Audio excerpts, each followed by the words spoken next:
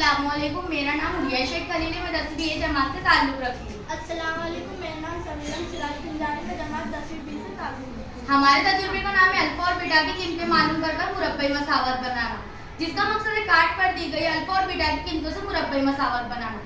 तो क्या वाकई अल्फ़ा और बीटा की कीमतों से मुरब्बई मसावत बनाई जा सकती है? तो आइए हम इसे प्रैक्टिकली कर देखते हैं। प्रैक्टिकली करने से पहले इसका एक ज़ाब्ता है, इसका ज़ाब्ता है x की कुव्वत 2 नफ़ी अल्फ़ा जमा बीटा x जमा अल्फ़ा ज़र बीटा बराबर 0। इस ज़ाब्ते की मदद से हम मुरब्बई मसावत बनाएं। आप इसमें से कोई एक काट लीजिए।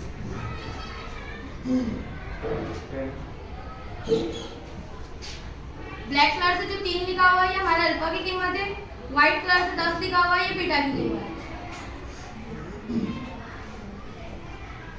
अल्फा बराबर 3, बीटा बराबर 10।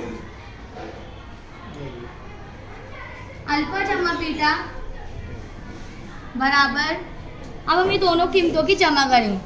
3 जमा 10 बराबर 13। अल्फा ज़र्ब बीटा बराबर, यानी हम ये दोनों कीमतों की ज़र्ब करेंगे। 3 ज़र्ब 10 बराबर 30। अब जो हमने ज़ाब्ता लिया था इसके अंदर हम कीमतें रखेंगे।